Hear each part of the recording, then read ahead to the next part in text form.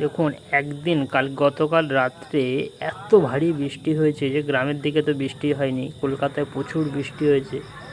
আজকে সকালে কলকাতায় এসে জানতে পারি, কিন্তু সেটা তখন ভিডিও করা হয়নি। আজ দেখুন সন্ধে গড়িয়ে প্রায় মানে বিকাল গড়িয়ে সন্ধে হতে চলেছে, তবুও দেখো জল নামেনি কলকাতা থেকে।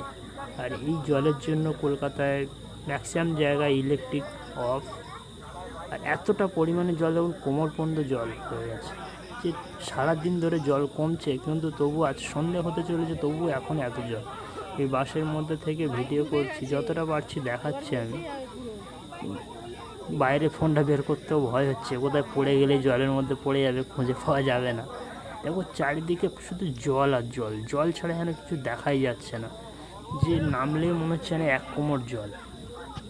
বাস একেবারেই গড়াচ্ছে না, একদম থেকে থেকে করে যাচ্ছে, যে কি কত দূর যায় যাবো। দেখো একটা বাইক দেখো পুরো ডুবে গেছে, আর যেতে পারছে না, দাঁড়িয়ে গেছে।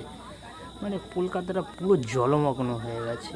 যে পূজার আগেই যে দেখো একজন দাঁড়িয়ে গেছে, সাইলেন্সার সব ডুবে গেছে, পুরো কোমর পর্যন্ত পুরো জল, একজন হাঁটছে। যে পূজার আগে কলকাতায় এইরকম একটা প্রতিচ্ছবি যে কেউ দেখবে, এটা কেউ কল্পনাই করেনি। মানে কলকাতার লোক, অনেক বয়স্ক লোকই বাসের মধ্যে আছে, তারাও বলছে এরকম বৃষ্টি কোনো দিন হয়নি কলকাতার বুকে। আছে বৃষ্টি হয়েছে, জল দাঁড়িয়েছে রাস্তায়, যে এতটা জল, এতটা কোমর পর্যন্ত জল, এই হেঁটে সবাই যাচ্ছে। এত জল নাকি অনেক বয়স্ক লোকই বলছে বাসের মধ্যে আছেন, যে এরকম কোনো দিন হয়নি। যা 3-4 ঘন্টার বৃষ্টিতেই হয়েছে রাত্রে। এই সন্ধে প্রায় হতে চলেছে, সমস্ত জায়গায় লাইট অফ, বা এই সন্ধে পর্যন্ত এখনও জল এতটা পরিমাণ, তাহলে সকালের দিকে আরও কত জল ছিল।